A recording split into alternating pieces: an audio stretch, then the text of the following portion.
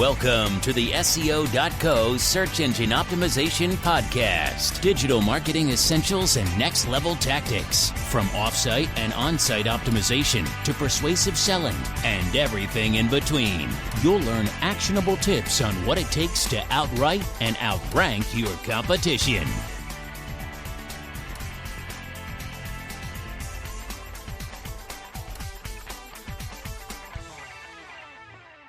Welcome back to the SEO.co podcast and our series on the link building guide for growing organic startup traffic. In this episode, we're moving into phase 2 of our plan, collaborating with journalists and editors, or becoming the journalist. Once you've got your foundation in place, you're ready to start communicating with journalists and publishers. Start by identifying which publishers to target. You may already have an idea of which media outlets you want to get covered in. If not, Alexa.com has a fantastic list of publishers, listed in order by the amount of traffic they get, and you can break them down by category. If you don't know where to start there. There are many different types of news outlets and many different ways you can approach your delivery of news content related to your company. These include writing and submitting your own press releases, pitching a story, and collaborating with others for a joint project. I'll explain each of these in turn. DIY press releases. Your first option is the easiest and the most approachable for entrepreneurs unfamiliar with garnering media exposure. In this process, you'll use a newsworthy event related to your company and distribute it to a host of potential news sources using a service like PRWeb, Cision, or just about any PR firm. Those sources may reject, edit, or publish your piece directly on their sites, giving you potential exposure across the web. Find a newsworthy event. Your first job is to find an event truly newsworthy, and this is harder than it might seem. First, it has to be timely. You can't pick a significant event that happened a few years ago. Second, it has to be relevant to a wide audience. Nobody's going to care that it's your accounting assistant's dog's birthday. Third, it can't be inherently self-promotional, though there is a blurry line here. For example, let's say SMB Sam is offering a sale on his specialty coffee beans. This is self-promotional because it isn't out of the ordinary and is of no interest to anyone other than prospective buyers. However, let's say SMB Sam decides to celebrate St. Patrick's Day by offering green-tinted, mint-flavored coffee and a free shamrock pin with every purchase. This is more newsworthy because it's a timely, interesting, spirited local event, not just a sales promotion. Draft an objective, informative release. Once you have your topic, you'll need to draft the actual release. If you're used to content marketing or writing in a personal brand voice, you need to know that press releases demand more conservative, matter-of-fact tones. Keep your sentences concise and to the point, and try to avoid colloquialisms and conversational language when you can. Avoid the use of first person or second person, and remain as objective and neutral as possible in your descriptions. Your goal here is not to promote your company. It's only to provide information. Include a relevant link to your website. Depending on how you distribute, you may have an opportunity to include a link in some formal way, such as including it in a form field. Otherwise, you'll need to include it in context of your press release, such as when you'll mention your brand name for the first time. Link building for SEO is a time-consuming strategy with many considerations, but there are a few basic rules to follow for press releases.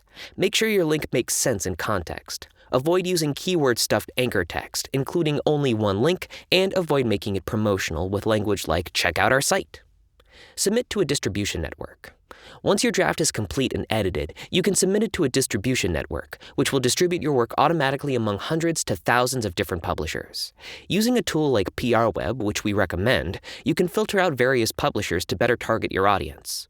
You'll also receive a full distribution report at the end of your action, showing you which publishers have decided to pick up your work. If this process seems easy, it's because it is. Just don't count on every publisher you encounter to run with your piece. Collaborations and exclusives.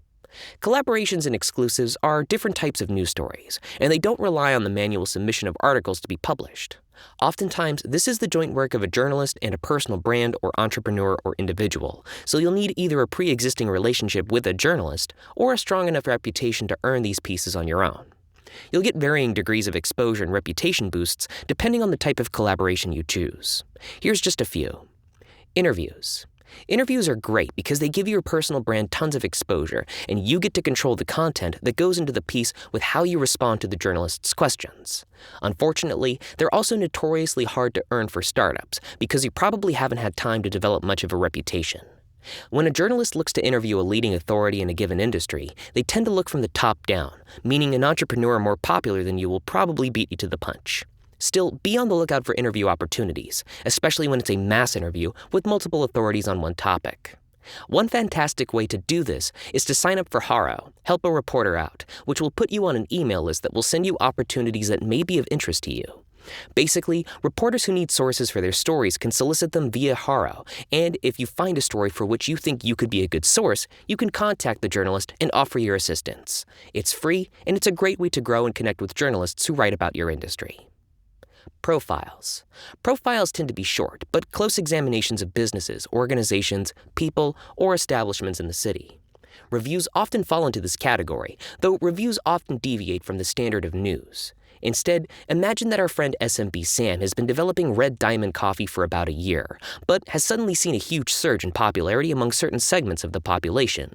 A journalist might take this opportunity to examine the motivations behind this economic boom.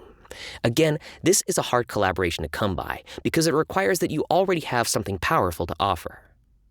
Contextual participation. Contextual participation is a clunky term for a broad category of different news pieces that all share one thing in common. They rely on contributions from a number of different sources. For example, something as simple as a traffic report could have quotes from everyday citizens explaining what traffic issues they faced, or something more complex like an industry report could have a number of different experts weighing in with their opinions. Obviously, you want to shoot for the latter. One good way to do this is to conduct original research and publish a research report that analyzes the results to draw some interesting conclusions. This is the approach that we at SEO.co took with our What Works in Online Marketing report. After publishing the report, we received a lot of great coverage of the results, with journalists referencing specific data from the report, all while mentioning SEO.co and linking back to our website. You can do this too. Real-world events. You can also earn exposure in a collaborative piece by simply participating in real-world events. For example, let's say your city is hosting an event on entrepreneurship. You could sign up to be a speaker and give a presentation about your company. You'll get tons of networking opportunities and brand exposure at the actual event. And you can also count on at least one journalist to be present, documenting the event as it unfolds. This is more a secondary benefit of event attendance than it is a standalone strategy, but it's one to keep at the forefront of your mind. Thanks again for tuning into the SEO.co podcast. Join us on the next episode in the series as we move into pitching. Thanks again. Thank you for joining us on the SEO.co podcast. We appreciate your time. Be sure to rate, review, and subscribe to the show, and visit SEO.co for more resources based on today's topic, as well as access to more podcast episodes to help you improve your site's long-term SEO success.